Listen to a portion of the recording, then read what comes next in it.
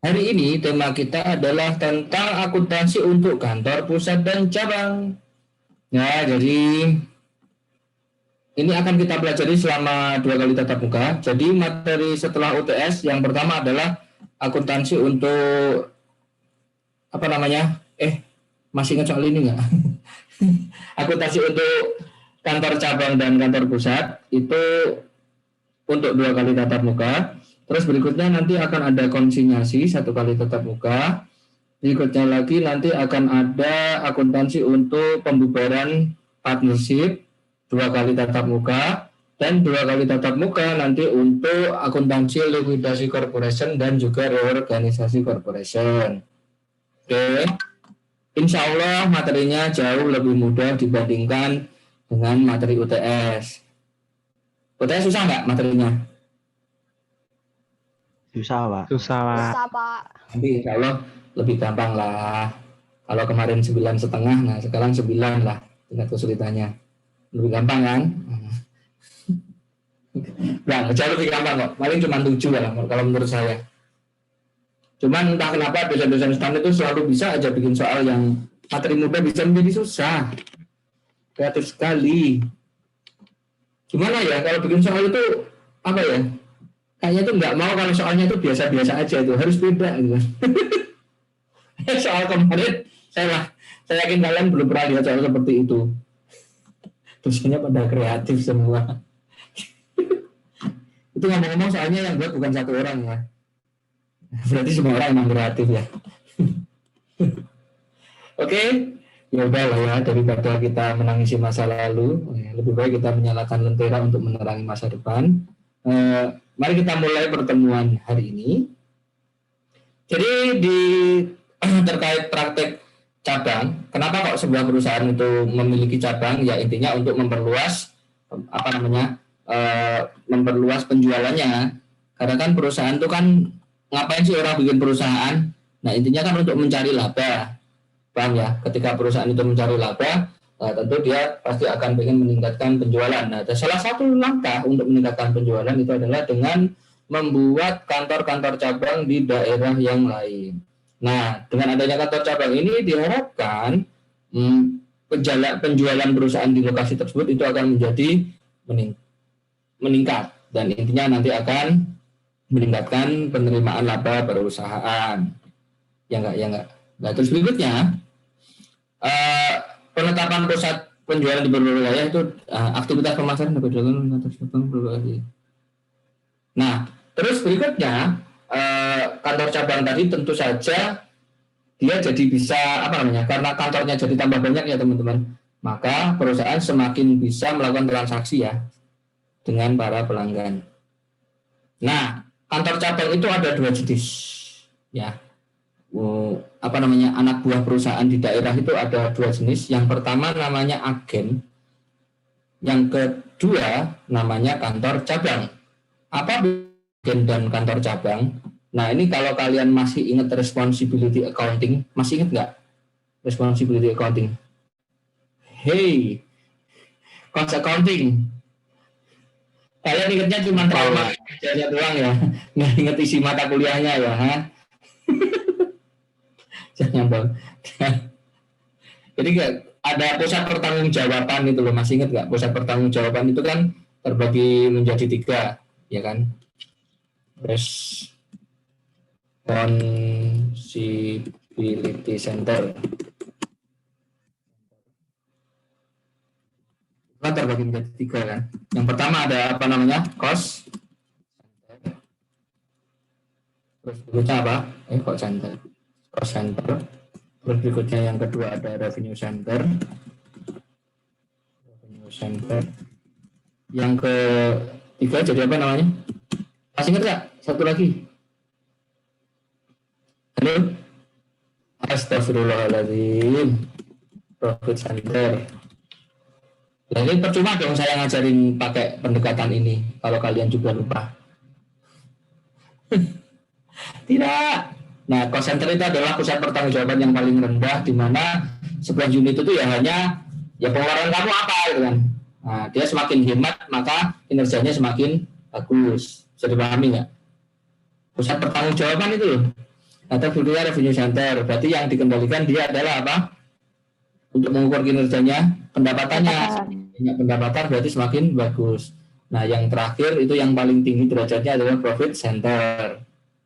Ya, jadi dia profitnya. Profit itu apa? Berarti pendapatan dikurangi bebannya. Ini adalah level paling tinggi dari pusat pertanggung jawaban. Masih ingat nggak? Diajarin nggak sih di kos? Halo? Nggak ingat, Pak. Nggak diajarin, Mbak. Pricing diajarin dong. Permintaan khusus dari Ibu Menteri Keuangan, tidak mungkin kalian tidak diajarkan. Tidak. Ibu, lihat nih Bu, anak-anakmu nih Bu. Bubarin aja kampusnya. Pasti begitu Bu nya. Tidak. Oke, jadi profit center. Jadi intinya ya, jadi nanti setiap anak perusahaan atau bagian dari manajemen ya, kalau dia levelnya sudah menjadi profit center, maka cara mengukur kinerjanya ya dari profitnya. Ya, jadi kayak perusahaan mini gitu loh. Dia ada perusahaan di bawah perusahaan jadinya. Ya, seperti anak perusahaan kalau profit center itu, karena dia sudah bisa diukur profitnya. Sementara untuk revenue center ya, itu lebih bagus daripada cost karena dia sudah bisa mengenerate revenue. Cuman ya, untuk revenue center dia tuh cost-nya nggak independen, jadi tidak bisa diukur sendiri, masih tergantung sama orang lain. Contohnya pada agen penjualan seperti itu, dia kan bebannya kan suka tidak bisa mengendalikan sendiri. Yang paling jelek adalah cost center karena dia tidak bisa mengenerate revenue, jadinya yang bisa diukur adalah dia biayanya efisien nggak sih. Jadi kalau membandingin unit satu dengan unit yang lain, yang dibandingin hanyalah efisiensinya. Semakin efisien semakin bagus. Masih ingat nggak? Lupa. Oke, ya. Jadi kurang lebih seperti ini. Ya, kantor cabang itu berarti perusahaan itu sudah memposisikan kantor cabang kita di daerah itu sebagai profit center, di mana sebuah unit ini dia itu bisa mengenerate profit dan juga bisa mengendalikan biayanya. Jadi ketika dia ditandingkan dengan kantor cabang yang lain, nanti yang dibandingkan adalah net income-nya. Net income cabang ini sekian, net income cabang ini sekian. Nah, jadi nanti bisa digunakan untuk alokasi pembagian bonus dan sebagainya gitu. Ya, karena bisa ditandingkan. Dan kantor cabang ini dia berwenang atas pengelolaan biaya-biayanya. Dia punya otoritas untuk mengendalikan biaya. Jadi itu bisa dijadikan strateginya dia untuk memenuhi target dari perusahaan. Nah, sementara agen dia hanya bisa menjual, ya kan? Sementara kewenangan dia terkait biaya itu nggak ada, ya. Jadi dia cuma jualin aja kayak orang sales itu loh. Dia kan nggak berwenang ya untuk gaji siapa, untuk mengeluarkan biaya ini berapa dan sebagainya. Maka dia levelnya hanya revenue center. Nah, di akuntansi yang sekarang ini di akuntansi cabang, nah cabang ini dibagi menjadi dua bagian teman-teman. Ada yang namanya agen, ada yang namanya kantor cabang. Di mana agen dia itu levelnya itu masih di revenue center. Paham ya? Dia tidak berwenang untuk mengendalikan biaya-biaya yang dia keluarkan. Jadi kalau pengen nandingin agen satu dan agen yang lain, itu nggak bisa kalau kita tandingkan dengan dari sisi efisiensi biaya yang mereka keluarkan. Yang bisa ditandingkan apa berarti? Ya, penjualannya, dia menjualnya berapa, ini menjualnya berapa. Nah, apakah itu cukup bagus? Sebenarnya nggak juga, cuman kan pengendalian biaya tidak menjadi haknya si agen. Jadi kalau kita mau mengurangkan biaya terhadap pendapatan mereka, itu menjadi kurang adil. Jadinya yang dinilai hanya revenue-nya saja. Nah, sementara kantor cabang itu levelnya lebih tinggi dibandingkan agen karena dia juga berwenang atas pengendalian biaya di perusahaan di kantor cabang tadi, sehingga agar lebih adil dan lebih bagus dalam membandingkan setiap kantor cabang itu nanti akan dilihat sebagai profit center. Jadi bukan hanya revenue center. Ya, karena dia bisa mengendalikan biayanya. Ya, dia bisa memiliki wewenang untuk mengelola transaksi sebagai unit bisnis yang mandiri. Nah, halo, sudah paham bedanya agen sama kantor cabang? Ya, garis besarnya itu ya. Jadi agen itu wewenangnya lebih terbatas loh. Pokoknya dia jualin aja gitu kan. Kalau sedangkan kantor cabang dia nggak cuma menjualkan, tapi dia juga bisa mengatur strategi internal di perusahaan, bagaimana cara menghemat biaya dan bagaimana meningkatkan penjualan. Oke, berikutnya akuntansi untuk agen. Tapi sebelum kita bahas akuntansinya, kita lihat apa sih agen itu. Nah, agen itu dia itu beroperasi sebagai unit penjual lokal, di mana semua strateginya itu ada dari arahan kantor pusat. Jadi dia tidak punya wewenang yang besar. Nah, terus kemudian kantor agen ini dia secara umum dia tidak memiliki persediaan, dia nggak punya persediaan. Nah, terus ada nggak barang yang dijual di sana, Pak? Ada barang yang siap dijual di sana, tetapi barangnya tidak dijual, hanya digunakan sebagai display atau sampel. Ya, nah terus kalau ada orang mau beli gimana, Pak? Nah, nanti ketika ada orang beli, agen akan menghubungkan dengan kantor pusat dan nanti transaksinya akan diputuskan oleh kantor pusat, akan dilaksanakan oleh kantor pusat. Nah, di mana itu berbeda dengan kantor cabang. Kalau kantor cabang transaksinya nanti dilakukan oleh kantor cabang, bukan kantor pusat. Bisa dipahami? Sedikit bedanya lagi.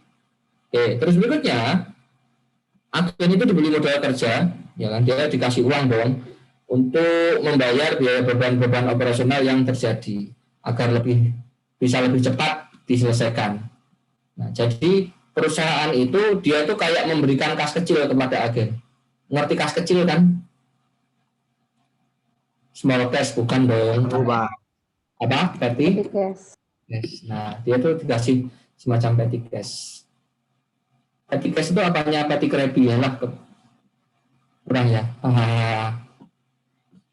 Nah, sementara sistem petty cash yang dipakai sebagai untuk uang modal yang dikasihkan ke agen.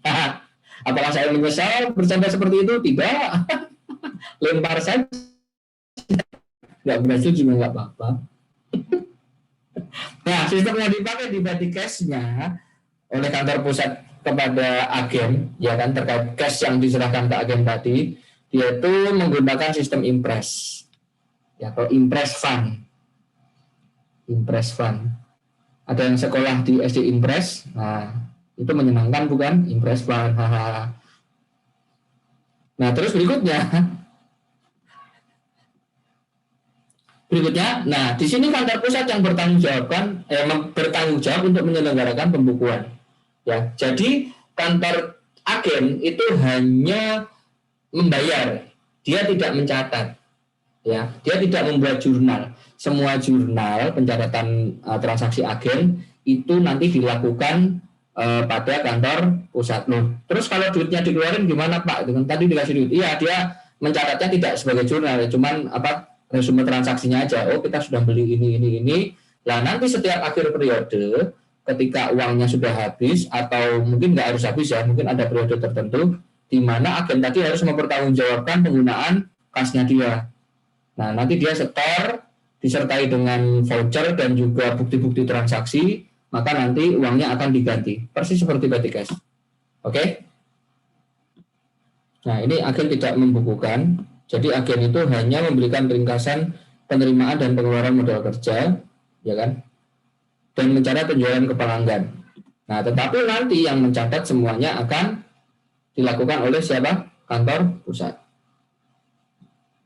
Oke, terus ringkasan pemakaian modal kerja dikirim kantor pusat dilengkapi bukti-bukti voucher yang telah dibayar. Jadi dia nanti ketika mempertanggungjawabkan uangnya, ini Pak, uangku kemarin sudah berkurang 200 nih. Nah, nanti dia kasih bukti 200 itu buat apa aja sih gitu kan. Nah, nanti uangnya akan diganti oleh kantor pusat. Persis petty cash. Contoh akuntansinya seperti ini. Nah, ini misalnya kantor pusat nih, dia ngirim duit ke agen. Gen, ini uang 1.000. Siap.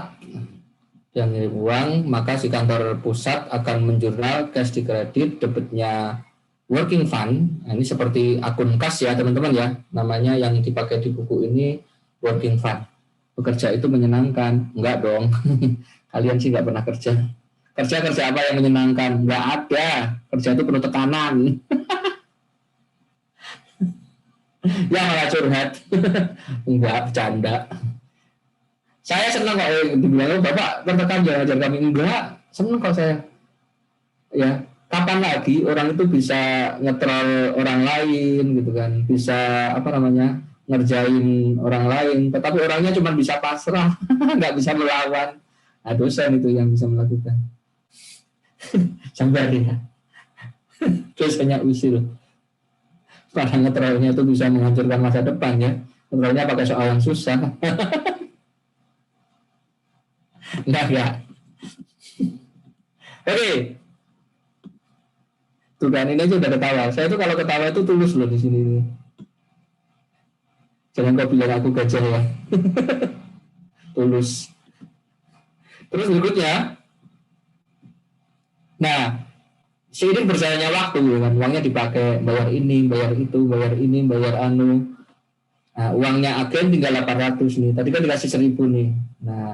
Nah setiap mengeluarkan si agen tadi itu mencatat, oh saya bayar buat ini, saya bayar buat itu. Nah terus kemudian ketika akhir periode tertentu atau ketika uangnya habis, si agen nagih ke pemegang kas pusat.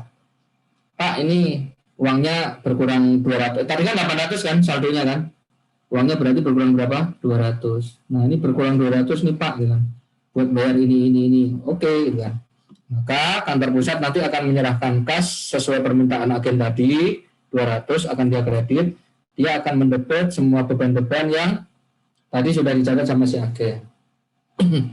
Ini cuma contohnya satu ya, tetapi misalnya bayarnya macam-macam, misalnya bayar salari, bayar sewa, bayar biaya iklan ya, nanti berarti jurnalnya ada salary expense ya, terus kemudian rent expense, advertising expense dan sebagainya. Dan dikasih embel-embel agensi E biar ketahuan seandainya agennya ada banyak, nanti bisa dikumpulin ini tuh sebenarnya biaya untuk agen yang mana sih gitu. Terus berikutnya, nah misalnya perusahaan ngirim aset non cash ke agen. Nah, di sini dia ngirimkan inventory buat sampel. Ya, misalnya ini dia agen penjualan sosis kansler. Lagi viral, udah nggak viral lagi ya. Kalian pernah nggak sih bikin nasi goreng dikasih sosis kanslernya 3 gitu kan? Kakao. Sosisnya sama kanslernya sosisnya sama nasinya mahalan sosisnya ya. Dan satunya 8,5. Kalau 2 aja udah 17.000. Nasi goreng 11.000. Itu sungguh beban yang tidak seimbang. Masa toppingnya lebih mahal daripada makanannya. Nah udahlah, balik sini. Dia ngirim sosis misalnya ke kantor agen. Nilainya 200. Maka kantor pusat akan menjurnal inventory pada agency samples. Nah ini aset tetap juga. Sampel yang ada di agen. Aset tetap. Aset pokoknya, aset lancar biasanya. Oke? Dan nanti misalnya agen berhasil menjual, kan? Ini dijual kan. Nah terus orangnya bertransaksi dengan kantor pusat, maka kantor pusat akan menjurnal account receivable di debit, kreditnya sales 1.200. Berikutnya nanti dia akan mengkredit COGS dan merchandise inventory 800. Seperti penjualan biasa, ya cuma dikasih embel-embel semuanya nanti agency E. Ya biar dikotakkan bahwa ini tuh penjualan untuk agen ini gitu. Oke, seiring berjalannya waktu ya, sudah akhir tahun ya kan. Enggak pelunasan uang dulu ya. Ini dilunasi dulu, maka jurnalnya ya cash pada account receivable. Yang jurnal tetap kantor pusat ya. Agen jurnal enggak? Tidak. Yang jurnal semuanya kantor pusat.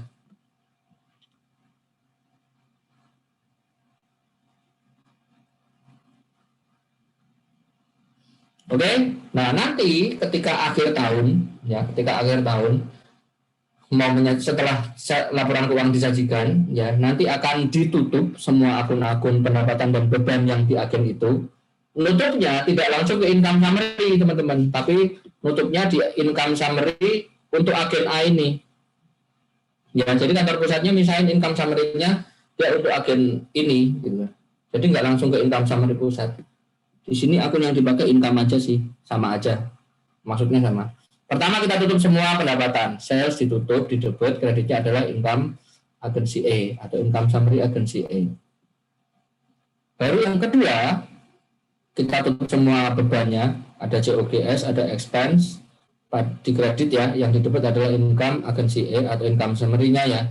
Nah, baru kemudian ini kan ada selisih keuntungan ya, berarti ada net income di agen ya sebesar 200, baru nanti ditutupkan ke income summary perusahaan yang besar. Oke, income agensi E 200 pada income summary. Nah, dengan demikian kan kita bisa ngetrace sebenarnya di agen A itu pendapatannya ada berapa sih gitu kan. Oh, ada 200.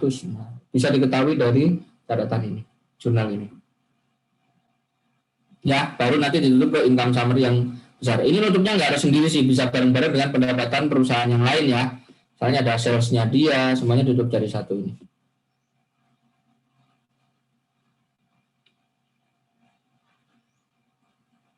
Nah, berikutnya jurnal penyesuaiannya. Contohnya misalnya tadi kan ngasih sampelnya jumlahnya 200. Oke. Jumlahnya 200. Nah, terus setelah diperiksa di gudang, wah barangnya tinggal 150 nih Pak, gitu kan. Sosisnya udah dikasih-kasih ke pelanggan yang lewat ke mall gitu kan. Nah, maka dia akan menjurnal agensi sampelnya kita kurang 50, yang didebit itu nanti karena dia tujuannya penggunaannya itu adalah untuk meningkatkan penjualan, maka dia akan diakui sebagai apa? Advertising expense. Oke. Ada yang ditanyakan untuk agen? Gampang ya? Gampang.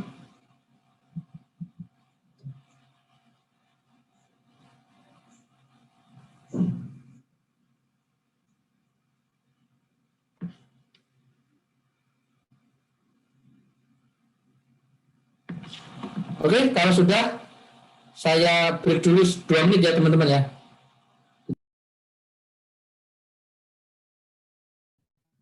Baik, Pak.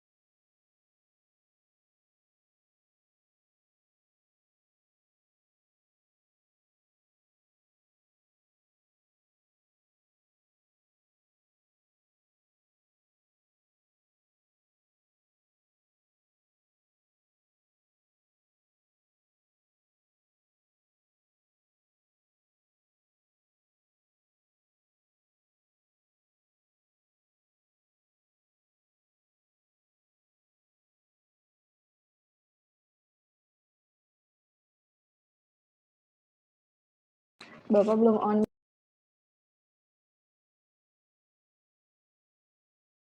Belum ngomong saya. Udah coret-coret, belum ngomong, belum di unmute.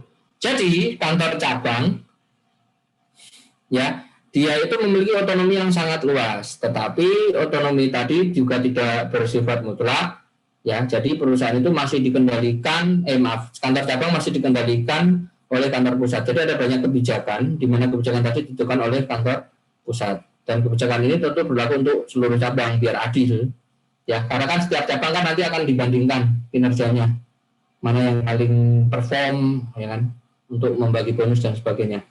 Nah, berikutnya, manajer cabang biasanya diberikan kewenangan terkait dengan pengelolaan dan pengambilan keputusan menyangkut teknis operasional cabang.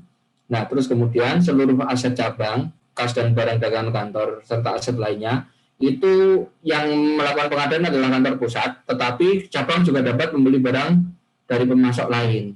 Ya, jadi nggak kayak agen yang dia murni barangnya itu hanya berasal dari kantor pusat, kantor cabang dia juga bisa membeli barangnya sendiri. Ya, ini nggak usah, nggak relevan deh. Nah, terkait sistem pencatatan akuntansi kantor pusat dan cabang, ya, ada 3 sistem yang biasa dipakai oleh perusahaan. Yang pertama, ada yang pembukuannya hanya dilakukan oleh kantor pusat. Jadi di cabang dia tidak mencatat sama sekali. Ini persis seperti pada agen jadinya, ya. Cabangnya nggak nyatet, nanti semuanya yang mencatat adalah kantor pusat. Nah, ini pasti akan report di akuntan kantor pusatnya, tetapi enaknya, bagusnya adalah dia tidak memerlukan rekonsiliasi karena pencatatannya hanya 1. Bukunya hanya 1, jadi dia lebih cepat menghasilkan laporan keuangan. Berikutnya sistem yang kedua, itu kantor pusat dan kantor cabang dia sama-sama membukukan. Jadi dua-duanya nyatet. Nah, jadi kantor cabang nyatet nih, dia bikin jurnal akuntansi. Dan nanti setiap periode tertentu, kantor pusat itu akan diberikan data penjurnalan oleh kantor cabang. Dan nanti akuntan di kantor cabang, kantor pusatnya, dia juga akan jurnal lagi. Jadi jurnalnya ada 2. Bisa dipahami? Jadi jurnalnya ada 2. Nah, terus perlu rekonsiliasi nggak, Pak? Enggak, karena kan kantor pusat sudah memiliki pencatatan kantor cabang. Paham ya? Jadi dia cuma mengcopy pencatatan kantor cabang, ya sudah selesai. Berarti nanti kantor pusatnya sudah memiliki semua catatan kantor cabang. Jadi tidak perlu rekonsiliasi. Ya, cara ini cukup praktis, tetapi nggak praktis-praktis amat. Ya, dia double effort jadinya, nyatanya kan jadi 2 kali. Oke, itu yang kedua. Sementara yang terakhir itu pembukuannya hanya pada kantor cabang. Jadi kantor pusat dia tidak mencatat transaksi yang hanya melibatkan kantor cabang. Nah, cuma nanti di setiap akhir periode dia akan membuat rekonsiliasi laporan keuangan cabang ketika menggabungkan dengan laporan keuangan pusat. Jadi ini kayak hubungannya anak perusahaan dan induk perusahaan. Jadi induk punya laporan keuangan, cabang punya laporan keuangan, dijumlahkan, disesuaikan. Nah, ini namanya apa? Rekonsiliasi. Nah, tapi rekonsiliasinya jauh lebih sederhana bila dibandingkan dengan induk dan anak. Karena kan akun investasinya kan nggak ribet ya, cuman itu aja. Oke, bisa dipahami 3 sistem ini? Nah, Bisa, Pak. kita akuntansinya hanya mempelajari yang ini saja. Oke, loh Pak nggak mau yang ini juga gitu kan? Oh, kalian mau diajari banyak. Nanti yang keluar misterius. Yang mana ya gitu kan? Kayak kemarin itu kan sebenarnya kan saya ngajari treasury sama ngajari metode konvensional itu kan imbang ya. Treasury-nya terus imbang, terus entah kenapa kalian tuh nanyanya yang konvensional dulu gitu kan. Waktu tender juga nanyanya konvensional lah. Padahal saya tahu yang keluar itu treasury. Tapi ya masa saya menolak itu kan, jangan bohong. Nanti ketahuan. Itu resikonya kalau metodenya ada beberapa ya. Kalian capek-capek mempelajari yang sebelah mana gitu kan, ternyata yang keluar yang ini yang satunya. Oke, berikutnya akuntansi kantor pusat dan cabang. Nah, jadi ya sama seperti perusahaan ini misalnya ini kita ekuivalenkan dengan induk dan anak ya. Kantor pusat itu misalnya kita anggap induk, kantor cabang itu kita anggap anak. Maka ya setiap pengeluaran yang dihubungkan dengan cabang, atau kalau kita anggapnya anak, berarti nanti kan dicatatnya pada investment kan, kalau di perusahaan induk kan. Nah, di kantor pusat dia bilangnya kurang lebih sama, investment in branch, ya. Ya, jadi akun setiap ada transfer dari kantor cabang itu masuk ke investment in branch, dan sebaliknya kalau ada pengembalian dari kantor cabang berarti nanti akan mengurangi investment in branch, atau pendeknya kita jurnalnya branch aja, branch. Oke. Nah, sementara untuk kantor cabang, karena kantor cabang itu bukan entitas tersendiri, jadi dia tidak memiliki akun kapital.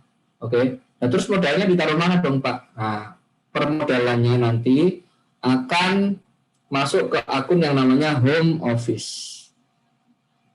Bukan office home edition ya, tapi home office.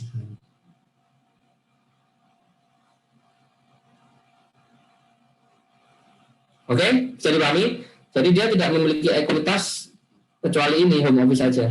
Makanya konsolidasinya gampang karena akunnya hanya satu, yang akun ekuitasnya.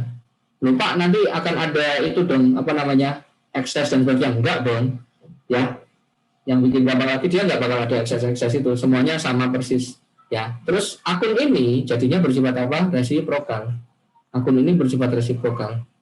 Dan saldonya akan selalu sama. Lupa kalau nggak sama gimana ya? Berarti ada miss di pencatatannya.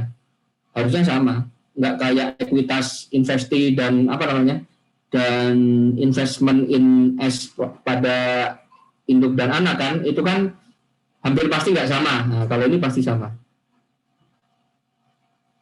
Yang membuat kita kan ekses. Di sini tidak ada ekses. Jadi akunnya seharusnya selalu sama. Oke. Berikut contoh transaksi pada kantor pusat dan cabang. Ini ngomong-ngomong nanti kita belajarnya cuma sampai jam 11:30 saja mungkin ya, yang sesi online ya. Sisanya nanti latihan mandiri. Saya standby di WhatsApp. Ya, soalnya materinya sedikit. Kalau saya selesaikan nanti minggu depan bengong kita. Lihat-lihatan gitu kan. Ngapain gitu. Takut nggak jadi ya. Saya tadi mau ngomong apa ya? Nggak jadi ya, nggak apa-apa ya. Takut apa tadi ya? Ya maklum sudah berumur tua. Padahal saya nggak suka makan brutu loh.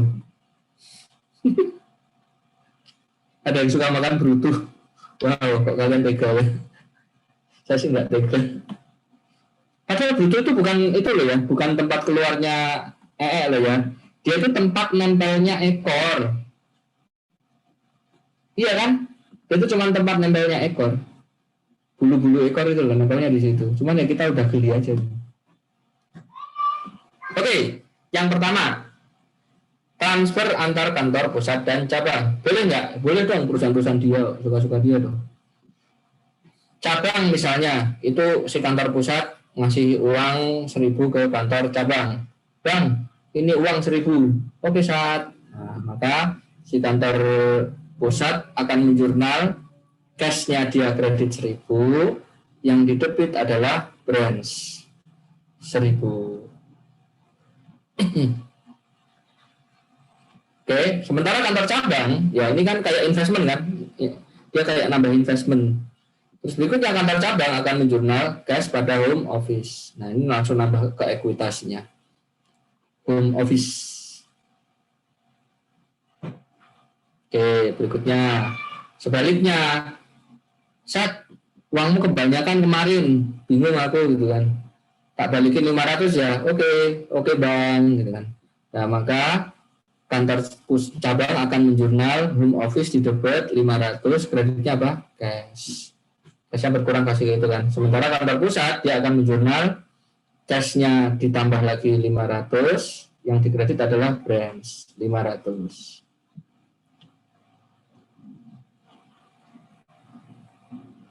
Nah, berikutnya, bagaimana terkait transaksi ngirim barang dagangan? Kan dia boleh itu kan, bisa menjual keluar kan. Nah, harus punya barang dagangan dong. Nah, sumber barang dagangannya ada dua kalau kantor cabang. Dia bisa memperoleh barang dagangan dari kantor pusat dan juga bisa membeli sendiri barang dagangannya, inventory-nya. Oke. Nah, kalau untuk transaksi yang barang dagangannya dikirimkan oleh kantor pusat, ketika kantor pusat itu tadi mengirim barang dagangan, ya Itu kan kalau di logikanya pakai ini ya, logikanya pakai ini nanti kan kita akan mengkredit pakai yang ini. Nanti kan akan mengkredit kan ngasih barang dagangan ya, berarti kan inventory kan. Nah, tetapi kita tidak mengkredit inventory, kenapa? Karena ini masih satu entitas. Inventory itu masih milik entitas ini. Paham ya? Jadi inventory tidak dikeluarkan. Loh Pak, agen tadi kok dikeluarkan? Iya, agen itu dianggap lebih bebas. Ya, jadi dia nanti inventory-nya enggak deh. Kalau tadi kan memang inventory-nya diubah menjadi barang itu kan, barang display kan. Nah, kalau di sini perlakuannya berbeda dengan yang agen. Oke, maka ketika kita mengirimkan barang dagangan yang dikredit bukan inventory, melainkan kita punya akun baru yang namanya apa? Shipment to branch. Pengiriman ke cabang. Ini ngomong-ngomong orang Indonesia tuh pakai istilah cabang itu berarti benar-benar mengharfiahkan dari bahasa Inggris ini ya, dari branch. Kok saya baru kepikiran ya? Iya ya. Indonesia kan nggak pernah dijajah Inggris ya, ngapain dia pakai bahasa branch? Pernah deh, pernah sebentar. Oke, berikutnya yang didebut kayak pas ngasih cash tadi ya, dia akan mendebit branch karena kan investasinya kan bertambah kan. Nah, tapi dia nggak ngasih uang melainkan pakai barang dagangan. Nah, sementara di cabang itu nanti dia akan mengkredit sama seperti tadi, ekuitasnya bertambah, home office berarti kita kredit, tetapi yang didebit bukan inventory, melainkan apa? Shipment from home office. Nah, akun shipment from home office ini nanti perlakuannya itu kayak akun purchase. Ini kayak akun purchase. Purchase yang tidak dilakukan sendiri. Paham ya, purchase-nya itu seolah-olah dari barang dari kantor pusat seperti itu. Dia seolah-olah kayak beli dari kantor pusat. Nah, jadi ya di akuntansi anak cabang dan pusat ini nanti sistem yang kita pakai sistem periodik ya. Kita nggak ngajarin yang perpetual. Oke, kita ngajarin periodik.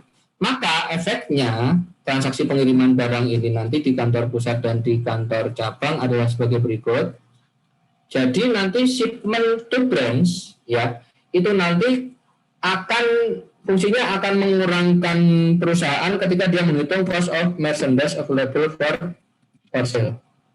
Ya, karena kan kantor pusat kan juga dihitung penjualan dia berapa. Jadi nggak adil seandainya pembelian dia yang diserahkan ke kantor cabang itu tidak dikurangkan, maka setoran dia ke kantor cabang, transfer dia ke kantor cabang itu nanti harus dikurangkan ketika dia menghitung COGS. Ya, sebelumnya di cost of merchandise available for sale. Maka ketika menghitung cost of merchandise available for sale itu akan menjadi gimana? Pertama kita kasih inventory dulu ya. Inventory yang bikin, terus ditambah purchase. Nah, tambah purchase, baru kemudian dikurangi shipment to branch, baru dia akan menjadi apa? Cost of merchandise available for sale. Baru nanti dia dikurangi dengan apa? Ending inventory. Dia akan menjadi apa? COGS. Nah, ini untuk kantor pusat. Paham ya? Jadi dia mengurangi purchase untuk dia sendiri. Nah, terus barangnya hilang dong Pak? Enggak, nanti barang ini akan dipertanggungjawabkan di kantor cabang. Jadi biar nggak double counting. Jadi nanti di cabang dia ngitungnya menjadi seperti ini. Cost of merchandise available for sale. Nah, jadi di kantor cabang jadi ngitungnya menjadi pertama nanti ada inventory bikin, terus ditambah purchase, terus purchase-nya ada dua, berarti ditambah lagi dengan apa? Shipment from home office. Nah, shipment from home office ini kurang saya. Shipment from home office, maka nanti ini akan menjadi apa? Cost of merchandise available for sale. Baru nanti dikurangkan dengan ending inventory akan menjadi apa? COGS. Ya, bedanya kantor pusat dan kantor cabang ya. Ini.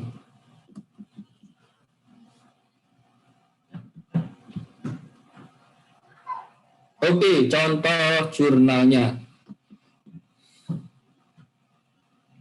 Si kantor pusat mengirimkan barang dagangan, ya kan? Nilainya 120 ke cabang. Maka kantor pusat akan menjurnal branch di debit, ya kan, investasi di cabangnya kan bertambah kan. Yang di kredit adalah shipment to branch.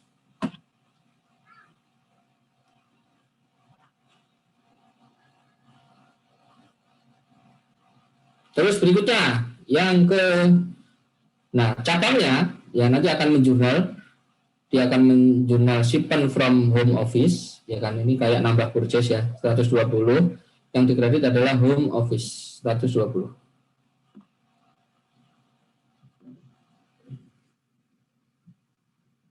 Berikutnya adalah, ini bisa dipahami ya, yang pengiriman dari kantor pusat ya. Nah, untuk minggu ini kita belajar yang tidak ada margin ya. Jadi untuk yang margin minggu depan. Sekarang masih yang gampang dulu. Berikutnya, cabang bayar gaji-gajinya. Ya, bayar gaji-gajinya. Bayar gaji, bayar beban-beban. Ya, ada beban gaji dan komisi 400, beban sewa 200, beban rupa-rupa warnanya, beban rupa-rupa 200 ya. 150, maka dia akan menjurnal salaries, rent expense, miscellaneous expense di debit, kreditnya cash. Oke. Kenapa kok tidak ada pencatatan kantor pusat? Kantor pusat kenapa gak nyatet nih? Karena cabangnya bayar sendiri. Nah, karena ya jangan lupa ya, tadi sistem kita ada sistem yang dicatat oleh kantor cabang. Paham ya? Jadi ketika transaksinya dilakukan hanya oleh cabang, kenapa ini si pusatnya mencatat? Karena transaksi ini melibatkan transfer dari pusat ke cabang. Jadi posisi keuangan pusatnya kan juga berkurang kan? Nah, beda seperti ini. Pusatnya tidak terlibat, jadi dia tidak mencatat.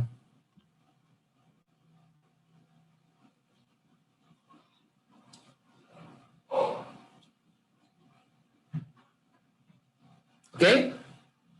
Nah, berikutnya. Nah, kadang-kadang ya biaya yang dibayar kantor pusat itu dia sudah meliputi keseluruhan cabang, ya. Misalnya begini. Ini kantor pusat ini bayar, saya mau mengasuransikan pegawai saya A gitu kan. Semua pegawainya diasuransikan, termasuk biar murah semua cabang juga diasuransikan. Misalnya begitu ya. Semua cabang diasuransikan. Oh, kantor ini dia punya 4 cabang. Nah, dia total membayar biaya asuransi itu ada 5.000 misalnya. Ini, maka dia akan menjurnal apa? Si kantor pusat akan menjurnal apa? Insurance expense. Expense pada apa? S 5.000.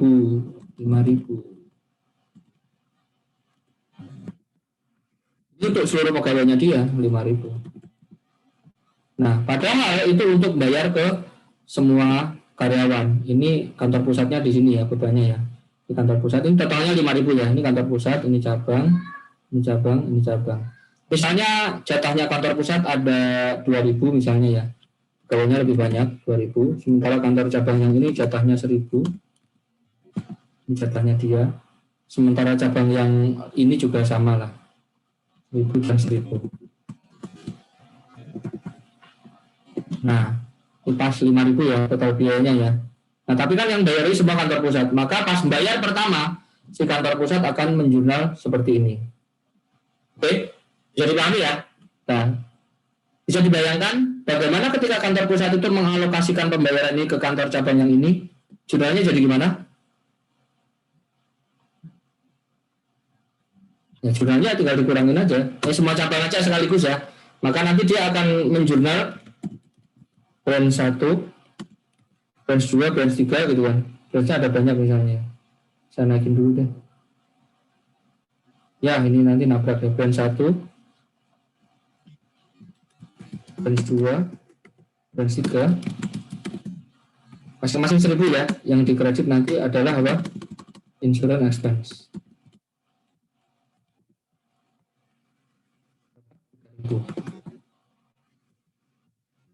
Nah, kurang lebih seperti ini.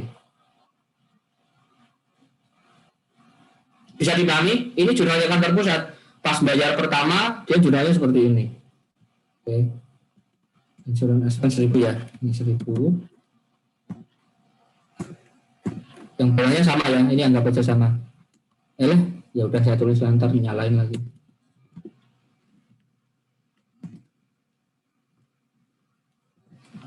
Nah, maka bisa kita simpulkan kantor cabangnya nanti akan jurnal gimana? Ini kita ambil yang ini aja ya, kantor cabang 1. Nanti dia akan menjurnal apa? Dia akan menjurnal apa? Insurance expense. Kan 1000 aja.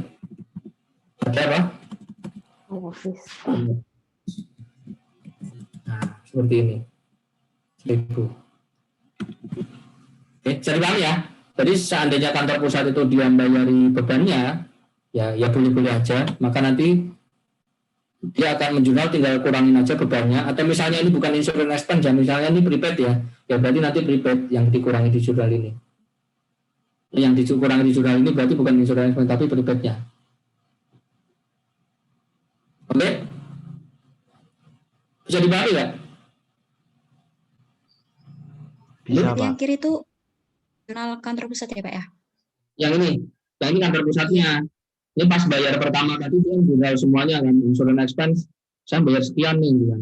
Nah baru kemudian dialokasikan ke cabang-cabangnya. Brand 1, brand 2, brand 3 yang dikurangi adalah insurance expense. Baik Pak. Maka kantor cabang ketika dikasih tahu kantor pusat, bang, aku udah bayari insurance buat kantormu nih 1000. Oke siap, dia akan menjurnal seperti ini.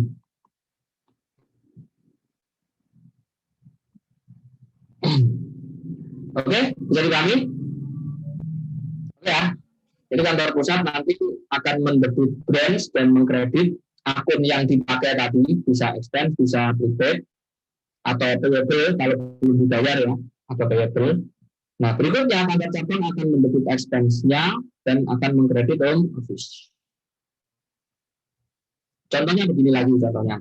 Misalnya di kantor pusat itu bayarin ke cabang ada asuransi 100, pajak cabang 50, biaya iklan 150. Nah, kalau di contoh ini dia tidak dikasih tahu jurnal bayarnya ini ya. Paham ya? Tahu-tahu langsung mengalokasikan. Ya, maka ketika dia mengalokasikan jurnalnya adalah kantor pusat akan menjurnal branch 300 ya, prepaid insurance berkurang 100, tax payable 50 berarti belum bayar ya. Advertising expense-nya akan berkurang 150. Berarti pas jurnal awal dia langsung advertising expense. Sementara yang ini jurnal awalnya di mana? Pas bayar ke prepaid insurance. Sementara yang ini belum terbayar. Jadi dia masih bayar. Oke. Maka kantor pusat akan ngasih tahu kantor cabangnya, "Bang, aku mengalokasikan biaya 300 ya. Ini. Oke, dia akan menjurnal insurance expense 100, tax expense 50, advertising expense 150 dan home office 300.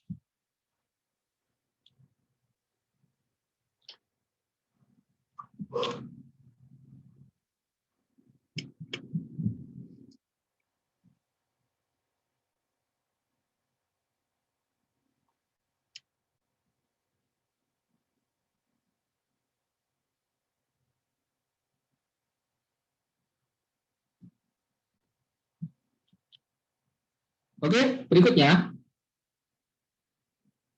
ini transaksi yang cabang sendiri ya. Cabang melakukan penjualan, ya maka dia akan menjurnal account receivable pada sales. Terus orangnya melunasi, ya berarti cash pada account receivable. Pusat jurnal nggak? Enggak dong, kan tidak melibatkan. Nah, berikutnya terkait aset tetap, ya sistem yang berlaku umum di pusat dan cabang itu adalah manajemen aset tetap itu hanya dilakukan oleh kantor pusat. Jadi cabang hanya pakai. Ya, begitu pula di pencatatannya.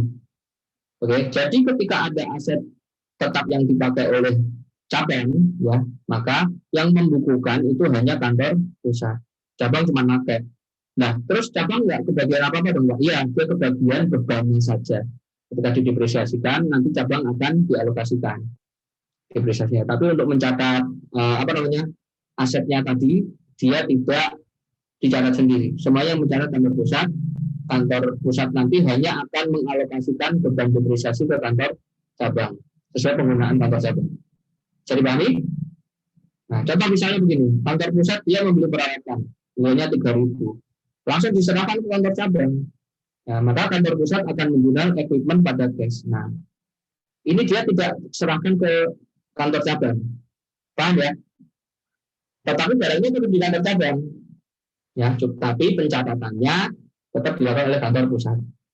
Nah, berikutnya, ini barangnya kan 100% dipakai oleh kantor cabang kan, tetapi yang nyeret kantor pusat, maka nanti ketika mendepresiasikan, misalnya ini dipakai 10 tahun, berarti datanya 300 ya. Kantor pusat nanti akan menjurnal accumulated depreciation pada branch, bukan depreciation expense. Karena dibebankan ke cabang. Paham ya? Nah, terus nanti kantor pusat akan ngasih tahu, Bang, saya sudah bikin jurnal penyesuaian depresiasi buat kamu ya 300. Oke, siap. Maka dia akan menjurnal depreciation expense pada home office 300.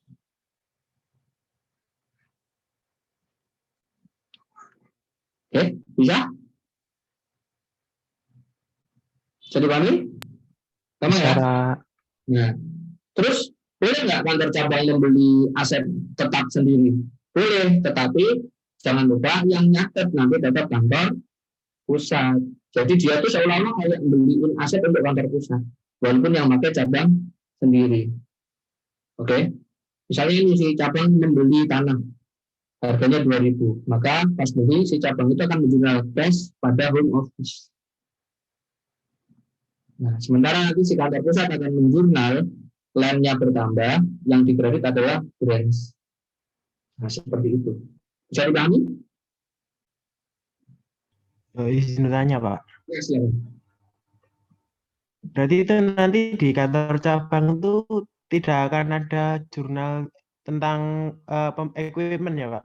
Berarti semuanya nanti cuman di kantor pusat aja yang menjurnal equipment ya, Pak? Nah, jadi nanti kantor cabang hanya memperoleh alokasi depresiasinya aja. Terkait pencatatan aset tetapnya dia tidak melakukan sama sekali. Oke, bisa dipahami? Bisa, Pak. Terima Oke. kasih.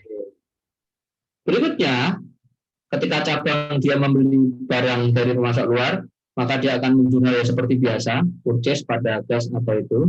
Ya, sekali lagi kita periodik ya, yang kita ajarkan ya, periodik. Purchase pada cash atau accounts payable. Nah, berikutnya, sudah selesai, kita sudah tutup buku, ya, kita sudah tutup buku, maka kita harus membuat jurnal penutup, ya, tutup. Maka si cabang akan membuat jurnal penutup seperti ini. Dia akan menutup semua pendapatannya dan semua bebannya. Semua beban pendapatannya tadi penjualan ada 2.000 ya, dia jurnal sales pada income summary 2.000, terus kemudian dia nutup bebannya, ya, ada purchase, ada expense, jumlahnya berapa? 1.700, ya kan? Maka akan ada selisih income, ada berapa? Income summary-nya cabang ini 300. Nah, nanti akan ditutup pada akun home office. Ya, ini seperti perusahaan biasanya, paham ya? Cuman akun ekuitasnya kan bukan capital atau return earning, melainkan apa? Home office.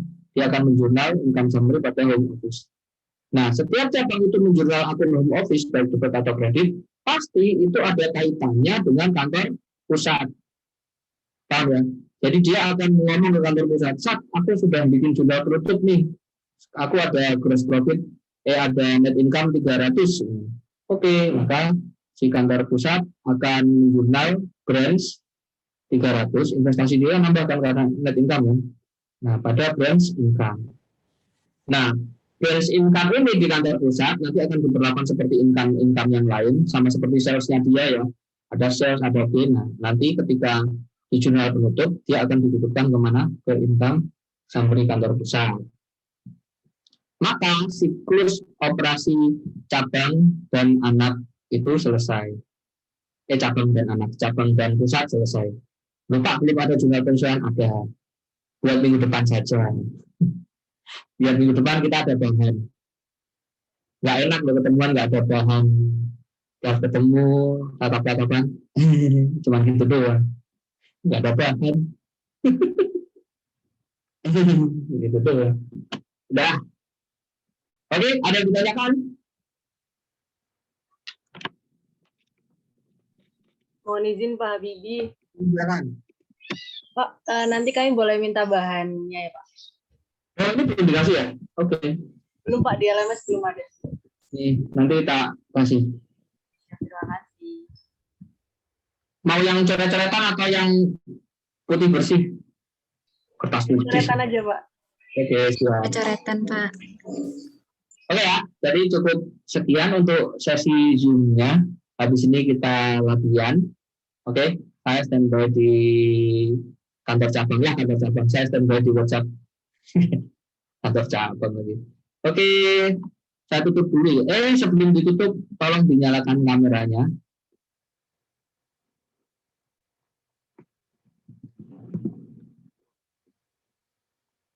Oke, 1, 2, 3.